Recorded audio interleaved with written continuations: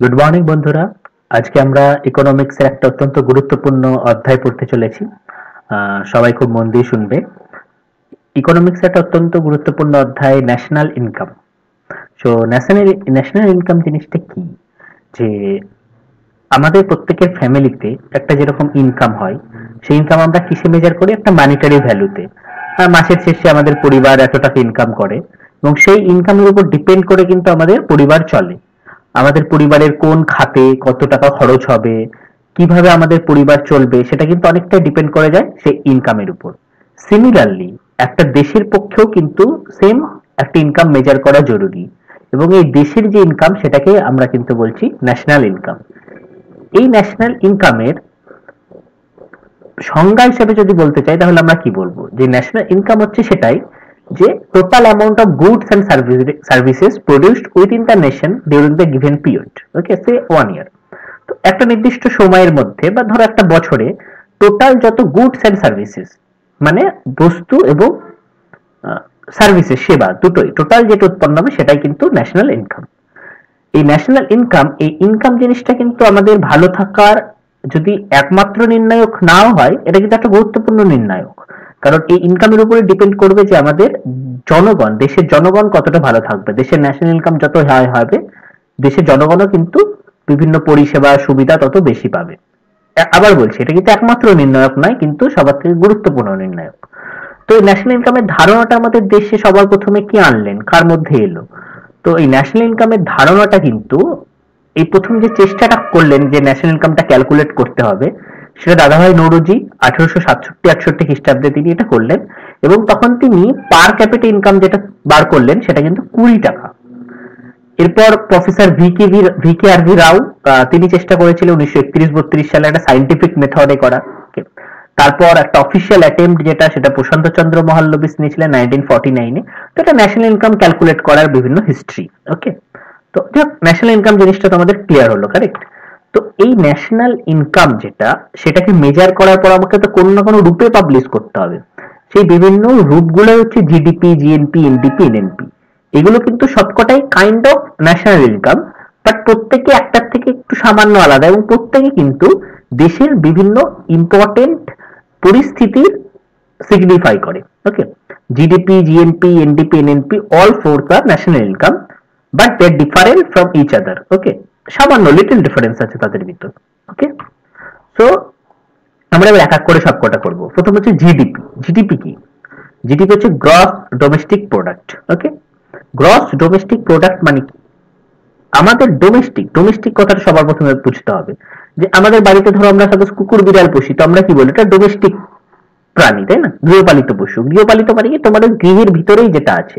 তো ডোমেস্টিক মানে আমাদের যে বাউন্ডারি, যেটা আমাদের যে কান্ট্রির যে বাউন্ডারি, ঠিক আছে, আমাদের যেটা পলিটিক্যাল যে বাউন্ডারি কান্ট্রির, সেইটুকুর ভিতরে যা আছে, বাউন্ডারি অফ এ নেশনের ভিতর, সেইটুকুর ভিতরে টোটাল যে আমার গুডস অ্যান্ড সার্ভিসেস উৎপন্ন হচ্ছে, ঠিক আছে, গুডস অ্যান্ড সার্ভিসেস বোথ, মানে দ্রব্যগুলোকে আমাকে ইনক্লুড করতে হবে এবং সেবাগুলোকে ইনক্লুড করতে হবে।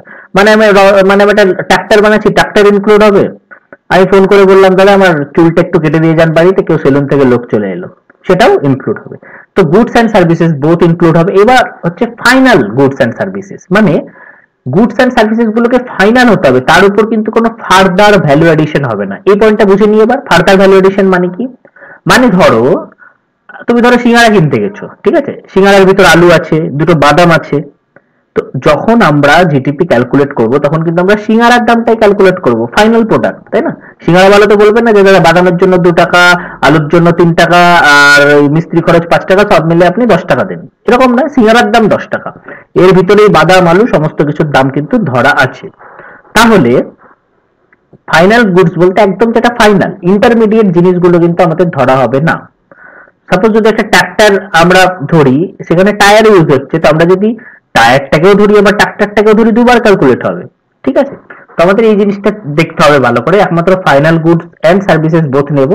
তাহলে এই জিডিপির প্রত্যেকটা টার্ম কিন্তু এবার আমাদের বুঝতে হবে। যে গ্রস, গ্রস মানে কি? টোটাল, সমস্ত দেশের ভিতর সমস্ত যা উৎপন্ন হচ্ছে আমরা সমস্ত কিছু নেব। ডোমেস্টিক মানে আমাদের দেশের ভিতরে যা উৎপন্ন হচ্ছে। প্রোডাক্ট, প্রোডাক্ট মানে both goods and services, and goods and services should be final. মানে তার উপর কোনো ফার্দার ভ্যালু এডিশন হবে না। ক্লিয়ার? তাহলে এখানে প্রত্যেকটা টার্ম বোঝা গেল। গ্রস মানে একদম টোটাল, ডোমেস্টিক মানে দেশের ভিতর যেটা উৎপন্ন হচ্ছে, প্রোডাক্ট মানে difference both goods and services, and final মানে যার উপর কোনো ফার্দার ভ্যালু এডিশন হচ্ছে না। ক্লিয়ার? তাহলে একটা নির্দিষ্ট বছরে আমাদের দেশে এরকম টোটাল যা জিনিস উৎপন্ন হচ্ছে, টোটাল যা জিনিস বলতে এখানে গুডস এন্ড সার্ভিসেস বোথ, যার উপর কোনো ফার্দার এডিশন করা যাবে না, ফার্দার ভ্যালু এডিশন, সেটাকে আমরা বলছি আমাদের দেশের জিডিপি। এটা আমরা কোয়ার্টারলিও মাপি, ঠিক আছে? ইয়ারলি আমরা টোটাল মেইনলি প্রকাশ করি আমাদের যে 2018-19 সালের ইকোনমিক ইয়ারে, এটা হচ্ছে আমাদের জিডিপি। আমাদের ইকোনমিক ইয়ার কোনটা? 1 এপ্রিল থেকে 31 মার্চ। কিন্তু জিডিপি মনে রাখো, আমরা যদি ইয়ারলি বলছি এখানে, আমাদের কিন্তু কোয়ার্টারলি জিডিপি কিন্তু আমাদের স্ট্যাটিস্টিক্যাল যে অফিস রয়েছে তারা কিন্তু কোয়ার্টারলি জিডিপি পাবলিশ করে। ওকে, বোঝা গেল তাহলে জিডিপির কনসেপ্টটা। তো এবার দেখো জিডিপির ভিতর কোন কোনগুলো আমরা ইনক্লুড করব না, এরকম কিছু কিছু জিনিস আছে যেটা কিন্তু জিডিপির ভিতরে ইনক্লুড করা যাবে না, ঠিক আছে? যদি বাইরে যে সমস্ত জিনিসগুলো তৈরি হচ্ছে, ঠিক আছে? ধরো সাপোজ রতন টাটার একটা অফিস রয়েছে কানাডাতে, যেখানে টাটা স্টিল উৎপন্ন করে, ঠিক আছে? তো কখনো কনফিউজ হও না, জিডিপি গ্রস ডোমেস্টিক প্রোডাক্ট, যখন আমরা জিডিপির কথা ভাববো তখন অল টাইম তোমায় মাথায় রাখবে লোকেশন, কোথায় উৎপন্ন হচ্ছে সেটা বড় কথা, কে উৎপন্ন করছে সেটা বড় কথা নয়। যদি ইন্ডিয়ার ভিতর উৎপন্ন হয়, হ্যাঁ জিডিপির ভিতর ক্যালকুলেট হবে। যদি ইন্ডিয়ার বাইরে উৎপন্ন হয়, না জিডিপির ভিতর ক্যালকুলেট হবে না। কে উৎপন্ন করছে দেখার কোনো দরকার নেই, ঠিক আছে? এইবার ইন্ডিয়ার ভিতরেও কিছু কিছু জিনিস হবে না, যেরকম যদি সেকেন্ড হ্যান্ড কোনো জিনিস হয়, ঠিক ইলিগাল সেল, ঠিক আছে? তো বাইরে গেছে স্ট্যাম্প ডিউটি কিনতে, 5-10 টাকার স্ট্যাম্প তুমি 30 টাকায় কিনে আনছো, এইসব কিন্তু হবে না। ট্রান্সফার পেমেন্ট, যে ডোনেশন দিচ্ছ তুমি কাউকে, ঠিক আছে, এই সমস্ত জিনিসগুলো কিন্তু হবে না। ইন্টারমিডিয়েট গুডস, যেটা বললাম যে টায়ারের দাম কিন্তু আমি ধরবো না, যখন আমি ট্রাক্টর বানাবো আমি একদম ফাইনাল ট্রাক্টরের দাম ধরবো, ঠিক আছে? ক্লিয়ার? এই সমস্ত জিনিসগুলো কিন্তু মাথায় রাখতে হবে, ঠিক আছে? যেটা আমি বললাম যে রতন টাটা ধরো একটা কানাডাতে যদি ফ্যাক্টরি করে, সেটা ধরবো না। সিমিলারলি যদি স্যামসাং একটা ফ্যাক্টরি করে ইন্ডিয়াতে, তাহলে সেটা ধরবো কি ধরবো না বলো দেখি তোমরা বুদ্ধি করে। স্যামসাং একটা ইন্ডিয়াতে ফ্যাক্টরি উৎপন্ন করছে যেখানে ধরো মোবাইল উৎপন্ন করছে, সেটা ধরা হবে কি হবে না? কারেক্ট, সেটা কিন্তু ধরা হবে। কারণ আবারও বলছি, লোকেশন ইম্পর্টেন্ট, কোথায় হচ্ছে, ভারতে হচ্ছে, কে করছে ইম্পর্টেন্ট দরকার নেই। স্যামসাং করুক, নোকিয়া করুক, যেই করুক, ভারতের ভিতরে হচ্ছে, হ্যাঁ জিডিপি তে ধরবো, ঠিক আছে? Next, what is NDP? তাহলে জিডিপির কনসেপ্টটা আমার ক্লিয়ার হয়ে গেল। এবার একটা জিনিস অল টাইম মাথায় রাখো, যে gross and net, gross and net, ঠিক আছে? প্রথম আমরা যেটা বললাম গ্রস ডোমেস্টিক প্রোডাক্ট, এখন আমরা করবো নেট ডোমেস্টিক প্রোডাক্ট। এই গ্রস থেকে তুমি যখন নেটে ট্রান্সফার করবে, গ্রস মানে কি টোটাল সমস্ত কিছু, নেট মানে কি ওই টোটাল থেকে প্রত্যেকটা জিনিসের একটা ক্ষয়িত ভ্যালু আছে, ওয়ারেন্টি এর ভ্যালু আছে, সেটা যেই বাদ যে হয়ে যাবে নেট। তো যাই থাকুক, যখন তুমি গ্রস থেকে নেটে কনভার্ট করছো, গ্রস থেকে নেটে তুমি অল টাইম ডেপ্রিসিয়েশন বাদ দিয়ে দেবে, ঠিক আছে? তাহলে গ্রস ডোমেস্টিক প্রোডাক্ট আর নেট ডোমেস্টিক প্রোডাক্টের ভিতর রিলেশন কি হবে, যে net domestic product equal to gross domestic product minus depreciation. Depreciation জিনিসটা কি, যে আমাদের দেশে যে সমস্ত জিনিসগুলো উৎপন্ন হয়, গুডস গুলো কিন্তু, ঠিক আছে? তোমার চুল কাটতে একটা সেলুন থেকে লোক এলো, তার আবার কি ডেপ্রিসিয়েশন হবে? কারেক্ট, তার নয়। গুডস মানে ধরো সাপোজ তোমার একটা সিলিং ফ্যান আছে বা একটা ফ্রিজ আছে, তুমি আজ কেনো কাল বেচতে চাও, তুমি দাম পাবে না। 2 বছর বেচতে চাও, আড়াই দাম পাবে না। তার মানে কি, কেন দাম পাওয়া যাচ্ছে না? কারণ প্রত্যেকটা জিনিস একটা ওয়ারেন্টি আর ভ্যালু আছে। প্রত্যেকটা জিনিস সময়ের সাথে সাথে তার ভ্যালু কমতে থাকে, মানুষের অব্দি ভ্যালু কমে যায়, জিনিসপত্র তো দূরে থাকে, ঠিক আছে? তো ওয়ারেন্টি আর ভ্যালু প্রত্যেকটা জিনিসের সময়ের সাথে সাথে কিন্তু একটু একটু একটু করে ভ্যালু কমতে থাকে। তো এই ওয়ারেন্টি আর ভ্যালুটাকে আমরা বলছি ডেপ্রিসিয়েশন। এই ডেপ্রিসিয়েশন এরও কিন্তু একটা রেট রয়েছে, মানে কোন জিনিস কতটা হারে ডেপ্রিসিয়েট হয়। যেমন ধরো একটা ফ্যানটা 10 বছর পর নষ্ট হবে, ঠিক আছে? এটা বাড়ি নিশ্চয়ই 10 বছর পর নষ্ট হয়ে যাবে না। তো এই প্রত্যেকটা জিনিসের যে ডেপ্রিসিয়েশন রেট, সেটা কিন্তু আমাদের ministry of commerce and industry এরা ডিসাইড করে, ঠিক আছে? এবার তুমি একটা জিনিস দেখো, যে কোন একটা দেশের জিডিপি, ধরো দুটো দেশের আমি সেম হলো, ঠিক আছে? এই ডেপ্রিসিয়েশন রেটটা কি ঠিক করছে? ডেপ্রিসিয়েশন রেটটা কিন্তু ঠিক করছে বস সেই দেশের government, ministry of commerce and industry. তাহলে ধরো একটা দেশে, ধরো আমি ধরলাম যে শুধু 10টা সিলিং ফ্যান উৎপন্ন হয়, আর কিছু উৎপন্ন হয় না, 10টা সিলিং ফ্যানের দাম 1000 টাকা করে, তাহলে সেই দেশের জিডিপি কত? 10,000 টাকা। এইবার একটা ধরো আমি কথার কথা বলছি, সেই দেশের ডেপ্রিসিয়েশন রেট ঠিক করে দেখা যাচ্ছে যে ডেপ্রিসিয়েশন ভ্যালু ফ্যানের জন্য একটা দেশ সেট করেছে 1000, একটা দেশ সেট করেছে 2000। তাহলে 10টা ফ্যানের জন্য জিডিপি ছিল দুটো দেশেরই 10,000, একটা দেশ ডেপ্রিসিয়েশন রেট ঠিক করেছিল 1000, তাহলে সেই দেশের এনডিপি হয়ে যাবে কত 9000। আর একটা দেশ ডেপ্রিসিয়েশন রেট ঠিক করেছিল 2000, তাহলে সেই দেশের এনডিপি কিন্তু হয়ে যাবে 8000। তাহলে দেখা যাচ্ছে দুটো দেশের জিডিপি সেম হওয়া সত্ত্বেও সেই দেশের গভর্নমেন্ট যেহেতু ডেপ্রিসিয়েশন রেটটা আলাদা আলাদা ডিসাইড করেছিল, তাদের এনডিপি আলাদা। তো net domestic product, gross domestic product আর ডেপ্রিসিয়েশনের মধ্যে রিলেশনটা বোঝা গেল। এইবার দেখো ডেপ্রিসিয়েশন রেটটা যেহেতু ঠিক করছে ministry of commerce and industry সেই পার্টিকুলার দেশের, এনডিপি কি কিন্তু সেই কারণে আমরা কম্পারেটিভ ইকোনমিক্স অ্যানালাইসিসে আনতে ধরবো না। কেন? কারণ আমরা দেখলাম যে জিডিপি দুটো দেশের সমান ছিল, অথচ গভর্নমেন্ট ডেপ্রিসিয়েশন ভ্যালু আলাদা করার জন্য দুটো দেশের এনডিপি আলাদা হয়ে গেল। তার মানে আমরা নিশ্চয়ই বলতে পারি না এই দেশের থেকে ভালো বা খারাপ, কম্পারেটিভ অ্যানালাইসিসে এর কোনো স্থান নেই তার মানে। ঠিক আছে, এইবার একটা কথা বলো বুদ্ধি খাটিয়ে, যে এনডিপি বড় হবে না জিডিপি বড় হবে? অফকোর্স জিডিপি বড়, এনডিপি ছোট, কারণ এই ডেপ্রিসিয়েশন জিনিসটা কিন্তু কখনোই জিরো বা জিরোর থেকে কম নেগেটিভ হতেই পারে না, তাই না? ডেপ্রিসিয়েশন প্রত্যেকটা জিনিসের ক্ষয় ভ্যালু থাকবে, তাহলে জিডিপি থেকে অল টাইম কিছু জিনিস বাদ যাবে। ক্লিয়ার? জিডিপি থেকে অল টাইম কিছু জিনিস বাদ যাবে, তবেই কি এনডিপি আসবে। তাহলে এনডিপির ভ্যালু কিন্তু সব সময় জিডিপির থেকে কম, এটা মাথায় রাখো। ঠিক আছে, নেক্সট। তাহলে আমাদের জিডিপি বোঝা গেল, এনডিপি বোঝা গেল। এবার আমরা চলে আসছি জিএনপি তে, গ্রস ন্যাশনাল প্রোডাক্ট। ঠিক আছে, এইবার একটা জিনিস দেখো, যে আগে আমরা বলছিলাম ডোমেস্টিক, এখন আমরা বলছি ন্যাশনাল, বাকি সব সেম। জিডিপি, সেখান থেকে আমরা বলছি জিএনপি। গ্রস আর প্রোডাক্ট এই দুটো ওয়ার্ড দুদিকে ডানা মেলে ঠিক আছে, মাঝখানের ওয়ার্ডটা বস চেঞ্জ হয়ে গেছে, ডোমেস্টিকটা ন্যাশনাল হয়ে গেছে। খুব ভালো করে বুঝতে হবে এই ওয়ার্ডের খেলাটা। যখন ডোমেস্টিক ছিল, ডোমেস্টিক মানে কি গৃহপালিত, বাড়ির ভিতর, ওই বাউন্ডারির ভিতর। তো গ্রস ডোমেস্টিক প্রোডাক্টে আমরা আমাদের এরিয়ায়, ভারতের এই বাউন্ডারির ভিতর যা কিছু উৎপন্ন হচ্ছে সমস্ত কিছু ধরছি। এখানে ওয়ার্ডটা চেঞ্জ হয়ে গেল, এখানে ওয়ার্ডটা হয়ে গেল গ্রস ন্যাশনাল প্রোডাক্ট। ন্যাশনাল মানে ন্যাশনাল, আমরা দেশের জনগণ, তার মানে সেই দেশের রেসিডেন্ট যারা, ন্যাশনাল রেসিডেন্ট বা সেই দেশের সিটিজেন যারা, তারা যে জিনিসটা উৎপন্ন করছে, ঠিক আছে, সেই দেশের সিটিজেন যারা, তারা যে জিনিসটা উৎপন্ন করছে সেটাই গ্রস ন্যাশনাল প্রোডাক্ট উৎপন্ন হবে। আমি যদি সেই নেশনের বাসিন্দা হই তবেই আমি সেটাকে আমার ন্যাশনাল প্রোডাক্টের ভিতর ধরতে পারবো। ঠিক আছে, এই ওয়ার্ডের খেলাটা বোঝো। গ্রস ডোমেস্টিক প্রোডাক্টে ছিল বাউন্ডারির খেলা, ওই টেরিটোরিয়াল বাউন্ডারিতে যা উৎপন্ন হবে সমস্ত কিছু। এখানে এখানে কটা ইম্পর্টেন্ট জায়গা আছে গ্রস ডোমেস্টিক প্রোডাক্টের, যে যখন আমরা টেরিটোরিয়াল বাউন্ডারি বলছি, ইন্ডিয়ার টেরিটোরিয়াল বাউন্ডারিতে কিন্তু আমাদের যে ফরেন এমবাসি গুলো রয়েছে সেটাও কিন্তু আমাদের টেরিটোরিয়াল বাউন্ডারির ভিতর পড়ে। ওকে, সাপোজ ধরো ইউনাইটেড স্টেটসে যদি ইন্ডিয়ার একটা ফরেন এমবাসি থাকে, সেটা যদিও ইউনাইটেড স্টেটসে রয়েছে, কিন্তু সেই জায়গায় যে ইকোনমিক কার্যকলাপ হবে সেটা কিন্তু আমাদের জিডিপি তে ক্যালকুলেট হবে, because as per rule embassy আমাদের টেরিটোরিয়াল যে আমাদের পলিটিক্যাল বাউন্ডারি রয়েছে সেটাতে কিন্তু পড়ে। জিডিপি ক্যালকুলেশন সময় সেই সমস্ত এমবাসির জায়গাগুলো কিন্তু আমরা ক্যালকুলেট করব। ওকে, ক্লিয়ার? তো জিডিপির জায়গা পুরো ক্লিয়ার, জিএনপির জায়গা পুরো ক্লিয়ার। গ্রস ন্যাশনাল প্রোডাক্ট, আমাদের দেশের যে জনগণ যেটা উৎপন্ন করছে সেটাই আমরা এখানে ধরবো।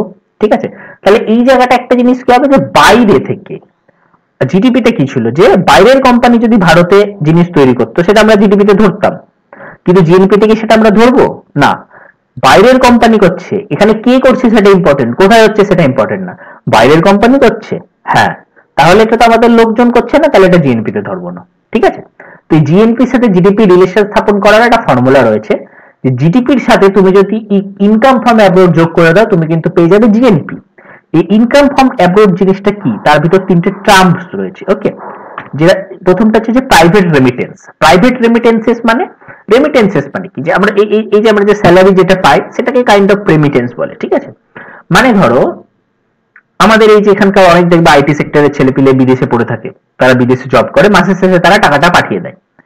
এই জিনিসটা হচ্ছে প্রাইভেট রেমিটেন্সেস, মানে আমাদের দেশের যে সমস্ত ছেলেপিলে বিদেশে চাকরি করছে এবং তারা টাকা পাঠাচ্ছে, তাহলে সেটা কি আমাদের দেশের আসছে টাকাটা, তাহলে সেটা আমাদের ইনফ্লোতে হচ্ছে।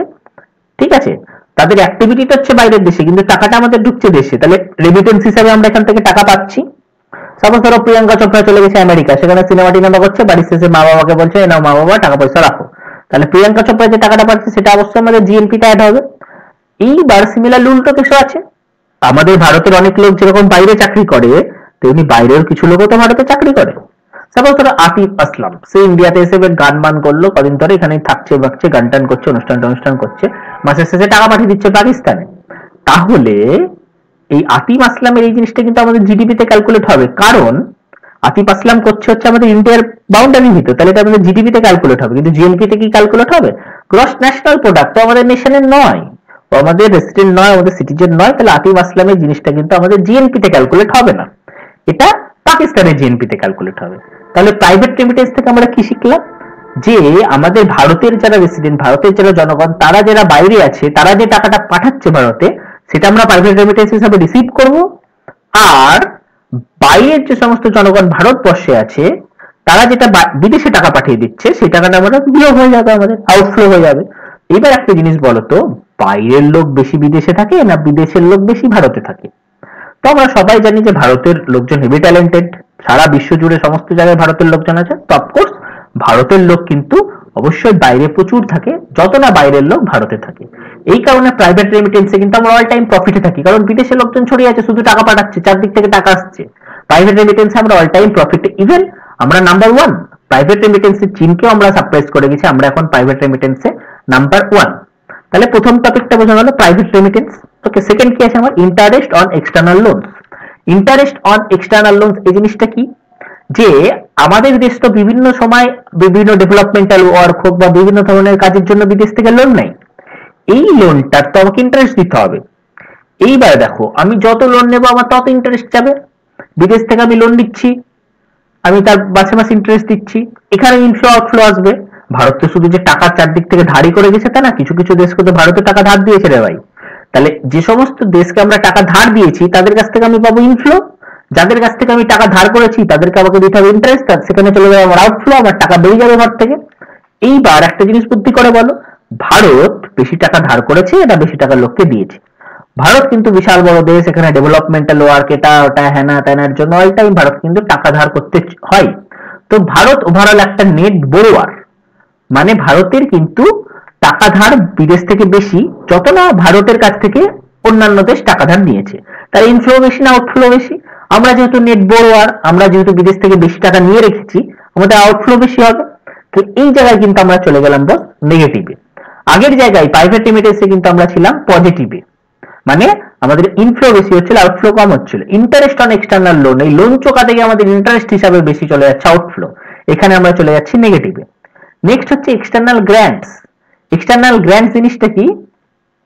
এক্সটার্নাল গ্র্যান্টস হচ্ছে যে তুমি যে অনুদান দিচ্ছ, এই যে ভারতবর্ষ কি হয়, বিভিন্ন দেশকে অনুদান দেয়। তো এই যে সোমালিয়ায় বন্যা হয়ে গেল, এখানে এটা হয়ে গেল, খরা পড়লে ভারত কিছু কিছু টাকা সেই সমস্ত দেশগুলোকে অনুদান দিল। সিমিলারলি ইউনাইটেড নেশনস, ইউএসএ, এখান থেকে ওখান থেকে ভারত অনেক অনুদান পেল। তো এখানে ইনফ্লো আউটফ্লো হবে। আমরা যখন বিদেশে কাউকে অনুদান দেবো, তাহলে কি টাকাটা আমাদের থেকে বেরিয়ে গেল, এটা হয়ে যাচ্ছে আউটফ্লো। যখন আমরা বিদেশ থেকে বা ইউনাইটেড নেশনস, ইউএসএ থেকে অনুদান পাবো, সেটা কি হচ্ছে ইনফ্লো, টাকাটা ঢুকলো, ইনফ্লো। তো এইখানে বুদ্ধি করে বলো যে আমাদের কোনটাই পজিটিভে না নেগেটিভে? এইখানে একটা ইম্পর্টেন্ট জিনিস, এই মুহূর্তে পলিটিক্যাল সিনারিওতে দাঁড়িয়ে ভারত কিন্তু ওয়ার্ল্ড পলিটিক্সে একটা ইম্পর্টেন্ট গেম প্লে করছে। তো সেই জায়গায় দাঁড়িয়ে কিন্তু ভারতকে অনেক কিছু ম্যানেজ করতে হচ্ছে। এই কারণে ছোট ছোট কান্ট্রির সাপোর্ট কিন্তু খুব জরুরি। সিমিলারলি এই কারণে ভারত কিন্তু সেই সমস্ত ছোট ছোট কান্ট্রিকে অনেক ডোনেট করছে। এই কারণে কিন্তু আমরা এখন এক্সটার্নাল গ্র্যান্টসে দাতা হয়ে গেছি বেশি গ্রহিতার থেকে। তো আমাদের এখানে নেগেটিভ, আমরা দিয়ে দিচ্ছি বেশি, আউটফ্লো বেশি হচ্ছে, ইনফ্লো কম হচ্ছে। তো দেখো এক্সটার্নাল গ্র্যান্টসে আমরা নেগেটিভ, লোনে তো আমরা ছেড়েও দেওয়া প্রচুর লোন আছে, সেখানে ইন্টারেস্ট দিতে দিতে অনেক টাকা বেরিয়ে যাচ্ছে, সেখানে আমরা নেগেটিভ, ঠিক আছে। আর শুধুমাত্র প্রাইভেট রেমিটেন্সে আমরা পজিটিভ। তাহলে ফর্মুলাটা ছিল বস, জিএনপি কি করে পাবো, গ্রস ন্যাশনাল প্রোডাক্ট, যেটা জিডিপি ছিল তার সাথে ইনকাম ফ্রম অ্যাব্রোড যোগ করব, মানে গ্রস ডোমেস্টিক প্রোডাক্ট, সেখান থেকে ইনকাম ফ্রম অ্যাব্রোড, যে টাকাটা বাইরে থেকে আসছে ভিতরে ঢুকছে, যে তিনটে টপ টার্ম ছিল, সেই আলটিমেটলি এটা যোগ হবে। কিন্তু দেখা যাচ্ছে এই টোটাল টার্মটাই আমরা আলটিমেটলি হয়ে যাচ্ছি নেগেটিভ, ঠিক আছে। এই আলটিমেটলি নেগেটিভ হয়ে যাওয়ার কারণে এই ফর্মুলাটা কিন্তু চেঞ্জ হয়ে যাচ্ছে। ফর্মুলাটা হয়ে যাচ্ছে gross national product equal to gross domestic product minus income from abroad. Okay, clear? তো এই ফর্মুলাটা কিন্তু আমাদের এইভাবে চেঞ্জ হয়ে যাচ্ছে, কনফিউজ হবে না, এটা মাইনাস প্লাস মাইনাস কি ব্যাপার। আলটিমেটলি ফর্মুলাটা প্লাস, কিন্তু ওভারঅল টপিকে যেহেতু আমরা নেগেটিভে আছি, তাই এই জায়গায় ফর্মুলাটা এসে মাইনাস হিসেবে শো করছে। ওকে, ক্লিয়ার হলো? তাহলে GDP gross domestic product, GNP gross national product, domestic থেকে ন্যাশনালে আসলে এই ইনকাম ফ্রম অ্যাব্রোড জিনিসটা আমরা যোগ করবো বা বাদ দেবো, যেটা তুমি বলবে। আর গ্রস থেকে নেটে যখনই আসবো আমরা ডেপ্রিসিয়েশন বাদ দেবো, ঠিক আছে। তাহলে এখন আমরা কি বললাম, গ্রস ন্যাশনাল প্রোডাক্ট, কারেক্ট। সেখান থেকে যদি আমরা নেট ন্যাশনাল প্রোডাক্ট আসতে চাই, মানে কি গ্রস থেকে নেটে আসছি, যখন আমরা গ্রস ডোমেস্টিক প্রোডাক্ট থেকে নেট ডোমেস্টিক প্রোডাক্টে গেছিলাম ডেপ্রিসিয়েশন বাদ দিয়েছিলাম। সিমিলারলি আমরা গ্রস থেকে যখন এই জি থেকে যখন আমরা এনে আসছি, গ্রস ন্যাশনাল প্রোডাক্ট থেকে নেট ন্যাশনাল প্রোডাক্টে আমরা আবার ডেপ্রিসিয়েশন বাদ দেবো। এখান থেকে কিন্তু আমরা একটা ফর্মুলা তৈরি করতে পারি, নেট ন্যাশনাল প্রোডাক্ট সমান gross national product minus depreciation. এই গ্রস ন্যাশনাল প্রোডাক্ট জিনিসটা মানে কি, আবার gross domestic product plus income from abroad. তাহলে নেট ন্যাশনাল প্রোডাক্ট মানে আমরা কি বলতে পারি, gross domestic product plus income from abroad. এটা আগের পাতাতে এই ফর্মুলাটা আমরা দেখলাম, কারেক্ট? এখানে এই ফর্মুলাটা আমরা দেখলাম, gross domestic gross national product সমান gross domestic product plus income from abroad. Just এটা আমরা রিপ্লেস করছি জিএনপির ভ্যালুটা এখানে, ওকে ফাইন। তো জিএনপির ভ্যালুটা আমরা এখানে রিপ্লেস করলাম GDP plus income from minus depreciation. তো ফাইনাল নেট ন্যাশনাল প্রোডাক্টের ভ্যালু কিন্তু আমরা এটাই হচ্ছে। এটা অত্যন্ত ইম্পর্টেন্ট জিনিস, এই নেট ন্যাশনাল প্রোডাক্ট, এটাকে কিন্তু ন্যাশনাল ইনকাম মেইনলি বলা হয়, মানে যেটা আমরা ক্যাপিটাল এন আই দিয়ে প্রকাশ করি, okay? National income capital N I, চারটি term, NDP, GDP, NNP, GNP, সবগুলোই কিন্তু কাইন্ড অফ ন্যাশনাল ইনকাম। আগেও বলেছি, এখনো বলছি, বিভিন্ন ধরনের ন্যাশনাল ইনকাম, এটা বিভিন্ন কিছু সিগনিফাই করে, কিন্তু ক্যাপিটাল এনআই দিয়ে, ক্যাপিটাল এনআই ন্যাশনাল ইনকাম দিয়ে যেটা আমরা লিখি সেটা কিন্তু এনএনপি কে লিখি। আর এটা মনে রাখবে, এই এনএনপি কে যখন আমরা পপুলেশন অফ দ্য নেশন দিয়ে ভাগ করে দেবো, মানে আমাদের ভারতের জনগণ ধরো 130 কোটি, আমাদের এনএনপি ধরো 13,000 কোটি, সেটাকে এটা দিয়ে ভাগ করে দিলাম, যেটা পাবো সেটা আমাদের পার ক্যাপিটা ইনকাম, ওকে? সেটা আমাদের পার ক্যাপিটা ইনকাম, ফাইন। তো এই জিনিসগুলো কিন্তু খুব ইম্পর্টেন্ট। নাও এই ন্যাশনাল ইনকাম ক্যালকুলেট কারা করে, এই কোশ্চেনটা খুব আসে পরীক্ষায়, যে national income, who calculates the national income of India? Central statistics office, এরা কিন্তু এই ন্যাশনাল ইনকাম ক্যালকুলেট করে। তারা এই ভ্যালু, সার্ভের ভ্যালুগুলো কোথা থেকে পায়? তাদের তো ইনপুট চাই এটা ইনকাম ক্যালকুলেট করার জন্য, তার জন্য সার্ভে হওয়া দরকার। সেই সার্ভে কারা করে? NSSO, national sample survey office. 2019 খ্রিস্টাব্দে কিন্তু সেন্ট্রাল গভর্নমেন্ট এই সিএসও আর এনএসএসও কে মার্জ করে দিয়েছে, দিয়ে ন্যাশনাল স্ট্যাটিস্টিক্স অফিস বানিয়ে ফেলেছে অলরেডি, ঠিক আছে? তো আমাদের এই মুহূর্তে ন্যাশনাল স্ট্যাটিস্টিক্স অফিস সমস্ত কিছু করছে, বাট অপশনে তোমরা হয়তো সেন্ট্রাল স্ট্যাটিস্টিক্স অফিস পাবে। তো সিএসও এনএসএসও এটা দুটো মার্জ হয়ে গেছে NSO, national statistics office, okay fine. এবার দেখো যে ক্যালকুলেশন, আমরা এতক্ষণ বললাম টাইপ অফ ন্যাশনাল ইনকাম, যে জিডিপি, এনডিপি, এনএনপি, জিএনপি, এগুলো ন্যাশনাল ইনকামের বিভিন্ন ধরন, কিন্তু এই ন্যাশনাল ইনকামটাকে আমরা ক্যালকুলেট করব কি করে? এই যে আমি তোমাকে বলছি যে ট্রাক্টরের দাম ধরবো, ট্রাক্টর তো ফ্যাক্টরিতে কিনতে গেলে বস একটা দাম, যেখানে প্রোডাকশন হচ্ছে ডাইরেক্ট, যদি আমি একদম সেই মাহিন্দ্রা কোম্পানির ভিতরে ঢুকে যাই সেখানে আলাদা দাম। আমি যদি এখন আমাদের এই ধরো সাপোজ চুয়াপুর মোড় থেকে, আমাদের বহরমপুরের বাজার থেকে কিনতে চাই, সেখানে আলাদা দাম। তাহলে এই যে একটা ফ্যাক্টরিতে তৈরি হচ্ছে, মানে কি সেখানে একটা ফ্যাক্টর কস্ট, মার্কেটে এসে কিনছি মার্কেট কস্ট, ঠিক আছে? আমি ধরো সাপোজ এই হিসাবটা কি করে করবো, একটা বেস প্রাইস থাকে, ঠিক আছে, ক্যালকুলেট করা, যে আমি এই কারেন্ট প্রাইস মার্কেটে কত চলছে সেই হিসাবে করব, না 2012 সালে বা 15 সালে কত ছিল সেই হিসাবে করব, ইনফ্লেশনটাকে কি করে অ্যাডজাস্ট করব, কারণ প্রত্যেক জিনিসের দাম বছর বছর বাড়ে, তাই না? সাপোজ ধরো এখন আমাদের দেশে 5টা ট্রাক্টর উৎপন্ন হচ্ছে, ধরছি আমাদের টোটাল দেশে মাত্র 5টা ট্রাক্টর উৎপন্ন হচ্ছে, যার দাম 10,000 করে, তাহলে কত হলো আমাদের জিডিপি এখন? 50,000। পরের বছর দেখা গেল ইনফ্লেশনের জন্য, মানে মূল্য বৃদ্ধির জন্য 10,000-এর ট্রাক্টরটা 12,000 হয়ে গেল, তাহলে আমাদের জিডিপি কত দাঁড়ালো? 5/60,000। তাহলে কি আমরা বলতে পারি আমাদের গ্রোথ হয়েছে? আমাদের ট্রাক্টর তো সেইভাবে 5টাই উৎপন্ন হয়েছে, অথচ দেখা যাচ্ছে আমাদের জিডিপিটা 50,000 ছিল 60,000 হয়ে গেছে, জিডিপি 10,000 বেড়ে গেছে। তাহলে জিডিপি বাড়া মানেই যে গ্রোথ হওয়া, তার তো কোনো মানে নেই। জিডিপি গ্রোথ হয়েছে, কিন্তু ওভারঅল আমাদের প্রোডাকশন গ্রোথ কি হয়েছে? না, 5টা ট্রাক্টর 5টা ট্রাক্টর উৎপন্ন হচ্ছে। তাহলে এই যে ভ্যালুর খেলাগুলো, প্রাইসের খেলা, কারণ কি আমরা কারেন্ট প্রাইসে মাপছি, এখন ইনফ্লেশনের জন্য এই জিনিসটা হয়ে গেছে, ঠিক আছে? তো ইনফ্লেশনের জন্য কারেন্ট প্রাইস, কনস্ট্যান্ট প্রাইস কোথায় বানছে, তার উপর ফ্যাক্টর কস্ট, মার্কেট কস্ট, এই সমস্ত জিনিসগুলো কিন্তু হিসাব করে ক্যালকুলেশনেরও বিভিন্ন পদ্ধতি আছে, সমস্ত দিক দিয়ে কিন্তু এই ন্যাশনাল ইনকাম গুলো ক্যালকুলেট করার বেশ ইকোনমিস্টরা কিছু পদ্ধতি আমাদের দিয়েছে, সেগুলো আমরা পরের ক্লাসে পড়বো। আজকে আমরা ইম্পর্টেন্ট যে 4টে টপিক পড়লাম, জিডিপি, এনডিপি, এনএনপি এবং জিএনপি। আশা করি তোমরা ক্লিয়ারলি বুঝতে পেরেছো। কারো কোনো ডাউট থাকলে কমেন্ট সেকশনে জানিও। Thank you.